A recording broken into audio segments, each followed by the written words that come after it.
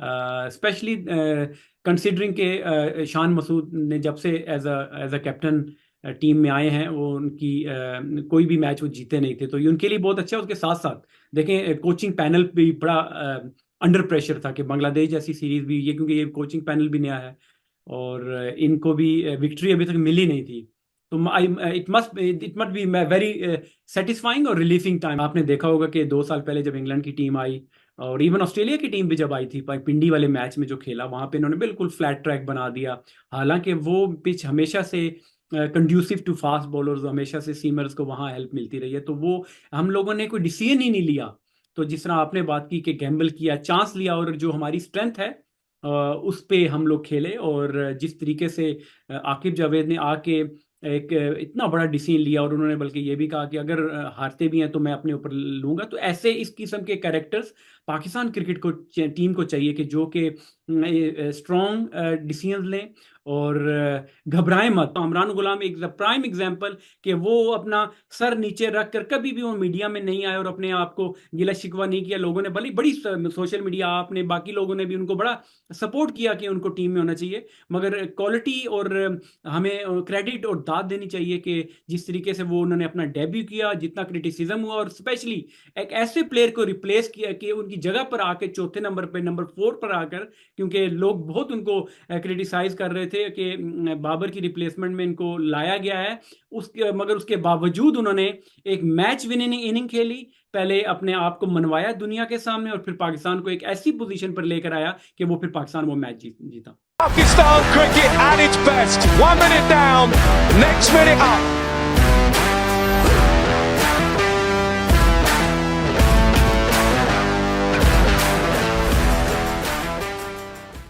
Thank you very much, everybody, for joining me once again. Saj Sadiq here on behalf of PakPassion.net, bringing you another interview regarding Pakistan cricket and the ongoing test series between Pakistan and England. Delighted that my guest today is a former Pakistan international with 27 caps, played all around the world in Australia, New Zealand, in England, Scotland, pretty much, as I say, all around the world throughout his career. He played county cricket for many years as well in England, Kent, Surrey, Sussex, etc. He's ECB level 4 qualified coach, which is a fantastic achievement. He gained that qualification earlier this year.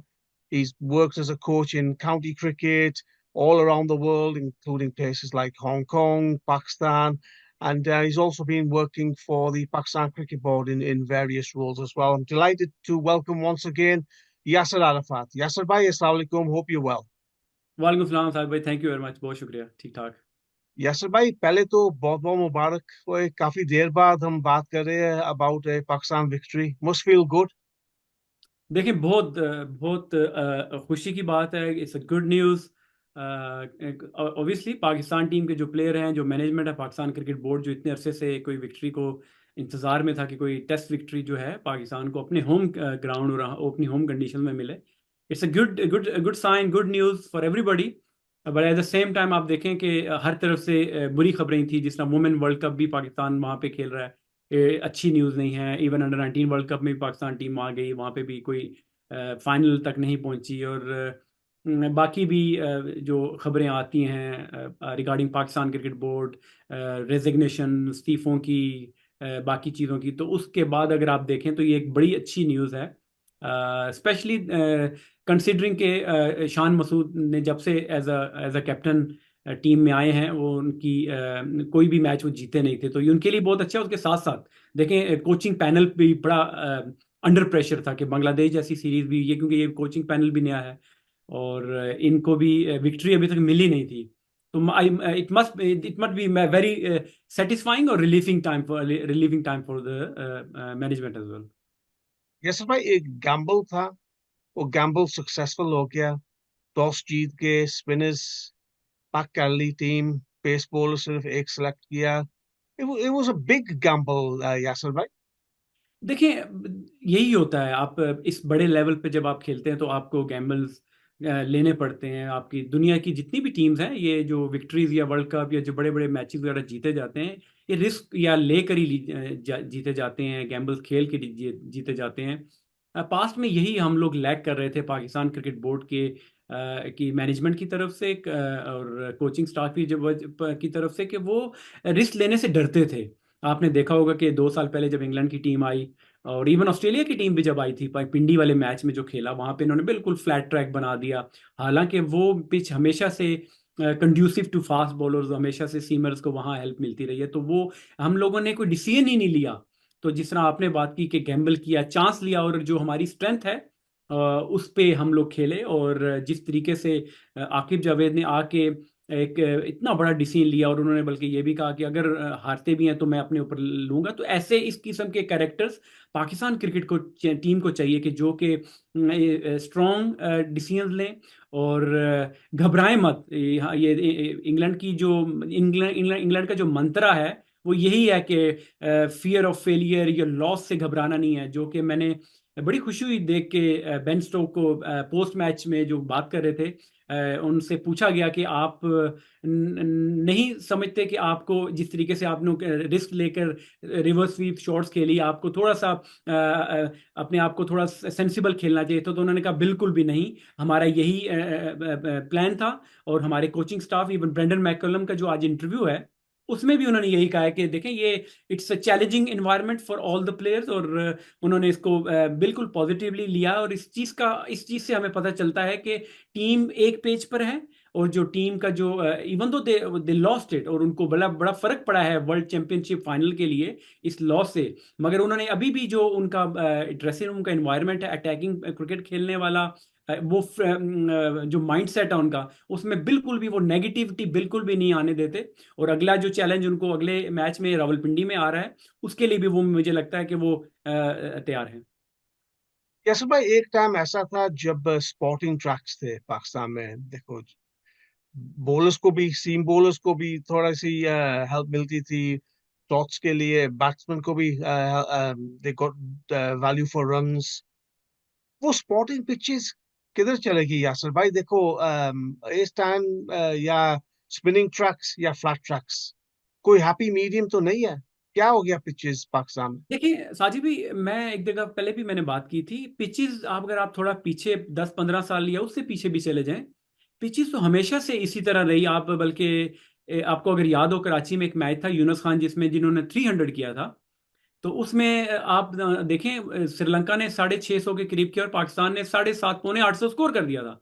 Pitches तो पहले भी है। मैं थोड़ा ये समझता हूँ कि क्वालिटी ऑफ क्रिकेट जो है, क्वालिटी ऑफ जो क्रिकेट के साथ जो क्वालिटी ऑफ प्लेयर्स भी मैं कहूँगा, मैं it's not a harsh on the players के वो इतने अच्छे नहीं हैं, वो अच्छे प्लेयर्स तो हैं मगर वो क्वालिटी नहीं है कि जो कि आप कहें कि exceptionally talented players like spinner में अगर आप देखें तो हमारे पास में मैं ज़्यादा नहीं जाता, उसके बाद जो मुश्ताक अहमद, फिर सकलैन मुश्ताक, फिर उसके बाद सईद अजमल और अब्दुल रहमान और जितने भी आप स्पिनर्स का नाम ले लें, दानिश कनरिया, यासिर शाह, उनमें वो क्वालिटी थी कि वो पूरी पूरी टीमों को आउट करना, 5-5 विकेटें लेना। तो वो, और इवन फास्ट बॉलर्स की अगर आप बात करें तो फास्ट बॉलर भी उन्हीं ट्रैक्स पे, उनमें ये एबिलिटी थी कि वो नए बॉल से भी बॉल करते थे और जब रिवर्स होता था उससे भी बड़े वो फायदा लेते थे। सिमिलरली हमारे जो बैट्समैन होते थे वो स्पिन को बहुत अच्छा खेलते थे।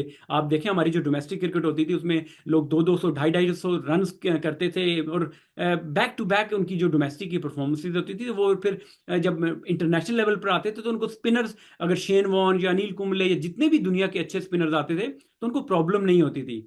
अब ये प्रॉब्लम आ रहा है कि जो हमारा जो standard of cricket in domestic है, कहते तो यही थे कि वो क्वालिटी ऑफ क्रिकेट होगी, क्वांटिटी नहीं होगी बट क्वालिटी होगी, मगर मैं ये समझता हूँ कि बल्कि क्वालिटी भी बहुत नीचे आई है डोमेस्टिक की, जिसकी वजह से हमारे प्लेयर्स को ना ही वो क्वालिटी फास्ट बॉलर्स खेलने को मिल रहे हैं हमारे बैट्समैनों को, ना ही क्वालिटी स्पिनर्स हमारे डोमेस्टिक में इस तरह के हैं कि वो उनको बैट्समैन उन पर बारी करके वो बड़ी इनिंग खेलें। आप देखें हमारा प्रॉब्लम भी यही है कि हमारे बैट्समैन 50-60 करते हैं तो बड़ा स्कोर नहीं करते। अगर आप वो मैच पहला वाला अगर आपको याद हो कि उनके प्लेयर्स ने 100 को बड़ा 100 लाइक 300 ब्रुक्स ने किया और रूट ने अपने 100 को 200 प्लस में किया। तो यही डिफरेंस था बल्कि पहले मैच में भी कि अगर हमारे प्लेयर ने बहुत अच्छी बैटिंग की थी, शान मसूद ने, उनका जो स्ट्राइक रेट था, जिस तरीके से वो खेल रहे थे, अपनी शॉट्स खेल रहे थे, मगर उस 100 को उनको एटलीस्ट 200 प्लस का वो उसमें करते। और उसके बाद जो अब्दुल्ला शफीक 100 करने के बाद वो भी आउट हो गए, अपनी विकेट थ्रो कर दी। उसका रीजन ये था कि हमारे प्लेयर में अब वो एक तो फिटनेस का इशू आपने देखा होगा, उनको क्रैम्प्स पड़ना शुरू हो गए थे दोनों प्लेयर्स को उस मैच में, और वो एक रीजन बना के उनको विकेट उन्होंने थ्रो कर दी, आप इस तरह भी कह सकते हैं। तो अब ये है कि बाकी दुनिया की टीमों ने इंप्रूवमेंट की है, ख्वाह वो उनके स्किल लेवल हो, जिस तरह आप देखें कि दोनों तरफ वो रिवर्स स्वीप शॉट्स खेल रहे थे, कन्वेंशनल स्वीप भी खेलते थे उनके बैट्समैन और रिवर्स स्वीप भी खेलते थे। इन्होंने हर जो प्रॉब्लम का जो सोल्यूशन है वो इन्होंने उसके लिए तैयार होते हैं। फिटनेस देखिए, हमें प्रॉब्लम नहीं होना चाहिए था अपने अपने मुल्क में, और कि टेम्परेचर और इस तरह की बात करना चाहिए कि गर्मी थी, वेरस उन्होंने कितने अच्छे तरीके से अडॉप्ट किया। तो ये अडॉप्टेबिलिटी के जो आंसर है वो हमारे प्लेयर में कम है, और बाद में वो गिले शिकवे करते हैं, पिच फ्लैट थी, गर्मी ज्यादा थी, इस तरह की बातें करके। तो मैं ये समझता हूँ कि there is no excuse but rather to improve yourself. Yes भाई, हम लोग डोमेस्टिक क्रिकेट की बात कर रहे हैं, अबाउट द क्वालिटी प्लेयर्स नहीं आ रहे, लेकिन कमरान गुलाम जैसे देखो कितने सालों से परफॉर्म कर रहे हैं।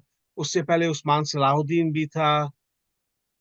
हम लोग यूटिलाइज नहीं कर रहे। वो जो डोमेस्टिक टैलेंट्स है, जो कंसिस्टेंट परफॉर्मर्स है, हम लोग चांस नहीं दे रहे। फिर हम लोग towards the end of the careers फिर सेलेक्ट करते हैं। ये भी एक मसला है यासर भाई। हाँ, पिछले कुछ 4-5 साल से ये हुआ कि बेंच स्ट्रेंथ की तरफ हमारी बिल्कुल भी तवज्जो नहीं रही। उसकी बहुत सारी रीजंस हैं, मैं कई दफ़ा कह भी चुका हूँ, आपको भी मालूम होगा कि एक मखसूस किस्म के प्लेयर्स को सपोर्ट किया गया और उनको फेवर की गई आउट ऑफ द वे। उनकी परफॉर्मेंसेज नहीं भी होती थी तो वो टीम के साथ होते थे, ट्रैवल करते थे, injured player as injured player भी ट्रैवल करते थे। वेरस जो लड़के फिट और करंट फॉर्म में होने के बावजूद भी, अभी कामरान गुलाम 3 साल पहले उन्होंने पाकिस्तान की डोमेस्टिक का रिकॉर्ड तोड़ा था, most run in a calendar year किए थे उन्होंने, सेंचुरीज भी की थी। तो ठीक है, एक साल चलो बंदा किसी बंदे को बंदा कह सकता है कि it's too early to put him in the deep end, अभी वो इतना नहीं कि, मगर उनके ने उसके बाद जो अगले 2 साल थे उसमें भी उन्होंने कंटिन्यूसली परफॉर्मेंसेज की, जो ए के टूर से वहां पे भी परफॉर्मेंसेज की। तो ये था थोड़ा सा लेट है, मगर अगेन आप अगर दुनिया में बाकी मुल्कों में भी देखें तो लड़के जो हैं एटलीस्ट 4-5 साल डोमेस्टिक क्रिकेट खेलते हैं, 50-60 first class matches. Even Sarfaraz Khan जो हैं इंडिया के, अभी उन्होंने कितनी अच्छी बैटिंग की, तो उनके भी अगर आप फर्स्ट क्लास के मैचेस देखें और उनका डेब्यू देखें, 2012-13 का फर्स्ट क्लास का डेब्यू है, तो अभी पिछले साल उनको डेब्यू मिला, वो भी 8-10 साल बाद जाके एक जो डोमेस्टिक का ग्राइंड था उससे गुजर गया है। तो ये होता है कि ठीक है, अगर कोई लड़का अगर लेट आ भी जाता है, मगर इट रिस्पॉन्सिबिलिटी प्लेयर की ही होती है कि वो अपने आप को कितना फिट रखता है, मोटिवेटेड रखता है, और अपनी बारी का इंतजार करता है कि जब उसको मौका मिले। और कामरान गुलाम एक प्राइम एग्जांपल कि वो अपना सर नीचे रख कर कभी भी वो मीडिया में नहीं आए और अपने आप को गिला शिकवा नहीं किया। लोगों ने बड़ी बड़ी सोशल मीडिया, आपने बाकी लोगों ने भी उनको बड़ा सपोर्ट किया कि उनको टीम में होना चाहिए, मगर क्वालिटी और हमें क्रेडिट और दाद देनी चाहिए कि जिस तरीके से वो उन्होंने अपना डेब्यू किया, जितना क्रिटिसिज्म हुआ, और स्पेशली एक ऐसे प्लेयर को रिप्लेस किया कि उनकी जगह पर आके चौथे नंबर पे, नंबर 4 पर आकर, क्योंकि लोग बहुत उनको क्रिटिसाइज कर रहे थे कि बाबर की रिप्लेसमेंट में इनको लाया गया है, उसके मगर उसके बावजूद उन्होंने एक मैच विनिंग इनिंग खेली, पहले अपने आप को मनवाया दुनिया के सामने, और फिर पाकिस्तान को एक ऐसी पोजीशन पर लेकर आया कि वो फिर पाकिस्तान वो मैच जीता। यासर भाई, as a former Pakistan pace bowler, international bowler, played all around the world, Shaheen Shah Afridi और नसीम शाह को क्या आप एडवाइस देंगे इस टाइम यासर भाई? देखिए, इन दोनों के साथ में तीसरा बाबर को भी अगर आप ऐड कर लें, क्योंकि जो तीनों ये लड़के जो अभी ड्रॉप हुए हैं ऑब्वियसली, और इस श्योर शॉट कि ये लोग हमारे one of the best player Pakistan के रहे हैं, और दुनिया में भी इन्होंने अपना नाम और पाकिस्तान को बहुत सारी विक्ट्री दिलाई हैं। मगर अगर मेरे से पूछते हैं, मेरी एडवाइस इनके लिए होगी कि इनको अब जो जो चीज़ होगी, history is history, past is past. अब इन्होंने आगे कैसे अपने आप को मोटिवेट करना है। इनको कहते तो यही रहे ना कि इनको रेस्ट कराया गया है, ठीक है, वो भी एक पॉइंट ऑफ व्यू है, मगर ऑन दी अदर हैंड अगर आप एज अ कोच आप उसको जरा डीप एनालाइज करें तो मैं ये समझता हूँ कि उनकी जो स्टैंडर्ड ऑफ गेम है वो नीचे आया है। बाबर आजम का इट्स वेरी क्लियर कि 18 इनिंग्स 9 मैच, अगर कोई बंदा फॉर्म में नहीं है तो डेफिनेटली उसकी कोई प्रॉब्लम, मेंटली प्रॉब्लम है, या उसके कोई फिजिकली उसको ओवर फटीग्ड है, क्योंकि वो तीनों फॉर्मेट खेल रहे हैं, कप्तानी कर रहे हैं और दुनिया की लीग भी खेल रहे हैं। तो ये भी एक रीजन है वो उनको अब बैठ इन सबको बैठना पड़ेगा। स्पेशली इनको किसी ऐसे किसी एजेंट के पास नहीं बैठना पड़ेगा, इसको अपने मेंटोर्स, क्रिकेटिंग मेंटोर्स के पास बैठकर उनसे और ओपन माइंड, अपना माइंड को खुला रखकर और विलिंगनेस से कि मैंने कोई अगर कोई मुझे बात और अगर कोई इस तरह की बात और हाईलाइट कर रहा है कि अगर मेरे में कोई कमी पेशी है तो उसको ओपन हार्ट, खुले दिल से जो है वो एक्सेप्ट करे कि जी हाँ मेरे में प्रॉब्लम है। अगर शाहीन कहे कि मेरी फिटनेस में इशू है, मेरी बॉलिंग की जो पेस थी पहले ये थी अब नहीं वो हो रही, या मैं उतना इफेक्टिव नहीं हूं, नसीम शाह का भी यही है कि अगर वो उस तरीके की परफॉर्मेंस या आउटपुट नहीं दे रहे तो उनको अपने आप को, अपनी क्रिकेट को एनालाइज करना पड़ेगा दोबारा। वो जो 5-6 साल पहले अगर नसीम शाह थोड़ा जल्दी आ गए थे तो वो जो उनमें जो चीज थी वो अब नहीं है। वो उनको अपने ये माइंड में लेकर उनको समझ जाना चाहिए और इसको एक्सेप्ट कर लेना चाहिए कि अब वो उनकी परफॉर्मेंस नहीं है। ठीक है, तो अब उनको सिट बैक, रिलैक्स और अपने अपनी गेम को अपनी एनालाइज करें। अगर बाबर के में कोई शॉट्स का इशू है, कोई शॉट्स उन्होंने डेवलप करनी है, स्ट्राइक रेट का इशू है, तो उस चीज को एड्रेस करें। और ये जो उनके जहन में वो कप्तानी का, क्योंकि मुझे मालूम है कि जब एक प्लेयर पे इस तरह की चीजें आती हैं तो वो आप जितना मर्जी आप अपने आप को कह लें कि जी मैं रिलैक्स हूं, मगर नहीं होते। बैक ऑफ द माइंड आपकी ये चीजें चल रही होती हैं और फिर वो रिजल्ट होता है कि आप ऐसी ऐसी बॉल्स पे आउट होते हैं कि जिसपे आपको आउट नहीं होना चाहिए। तो अगेन ये अपने मेंटोर्स के और क्रिकेटिंग मेंटोर्स के साथ इनको बैठना चाहिए और ओपन माइंडली जाके बैठ के अपनी जो कमियां हैं उनको बेहतर करें। और जब वापस आए तो मेक श्योर करें कि वो पुराने बाबर आजम हो, वो पुराने शाहीन अफरीदी और नसीम शाह भी वो पुराने जो जिस तरह उन्होंने अपना कैरियर शुरू किया था। Our final question, Yasir bhai, third test match next week start हो रहा है between Pakistan and England. आपकी local ground, Rawalpindi, where you have a stand named after you, Yasir bhai, which is a fantastic achievement. Pitch के बारे बताए कि can they make it another spinning pitch या थोड़ी सी sporting pitch होगी? देखिए साजिद भाई, मैं सारी अपनी क्रिकेट उस ग्राउंड में खेला हूँ, केआरएल जो वो भी रावलपिंडी में, और ये रावलपिंडी स्टेडियम में मैं सारी क्रिकेट वहीं पे खेला हूँ। और हिस्टोरिकली अगर आप देखें हर पिच और हर ग्राउंड का बिहेवियर होता है। आप इंडिया चले जाएं, आप ऑस्ट्रेलिया, हर जगह चले जाएं तो आपको एक फील होती है कि आपको पता है, स्टैट्स या हिस्ट्री ये बताती है कि यहाँ पर स्पिन होता है या सीमिंग ट्रैक होता है या ट्रू बैटिंग पिच होता है। आप देखें इंडिया जब आई थी यहाँ पे राहुल द्रविड़ ने 200 प्लस भी किया था। अगर आप देखें मोहम्मद जाहिद ने अपना डेब्यू पे यहाँ पे 11 विकेट्स भी ली थी। तो आप पास में जाएं तो आप उसके बाद अब अगर आप देखें 2 साल पहले जिस तरह मैंने कहा इंग्लैंड की टीम के अगेंस्ट फ्लैट पिच बना दिया तो एक दिन में 600 प्लस रन या 500 प्लस रन हो गए थे। ऑल डिपेंड्स कि ये किस तरह की पिच प्रिपेयर करते हैं। देखें वो इनको रैक टर्निंग नहीं मिलेगा जो मुल्तान में जो सेकंड टेस्ट एक ही पिच पर खेला गया।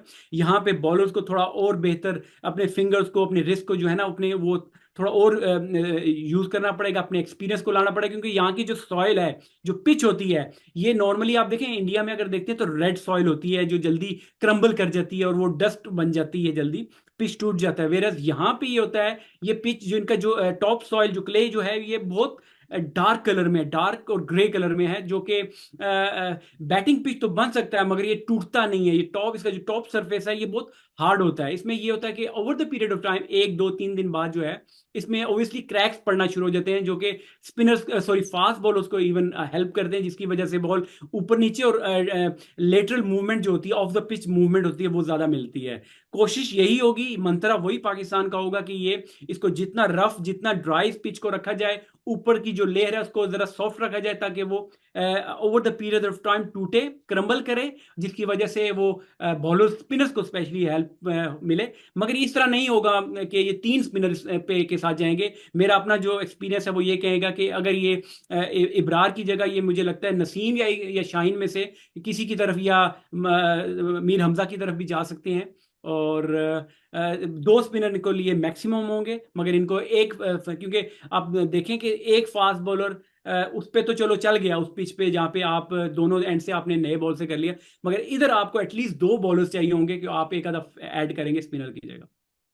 Yasir bhai, बहुत बहुत शुक्रिया आपके टाइम का. Wish you all the best for the future. Inshallah, we'll catch up again soon, and best of luck to you for the future, and also to Pakistan for the third test match. Thank you, thank you.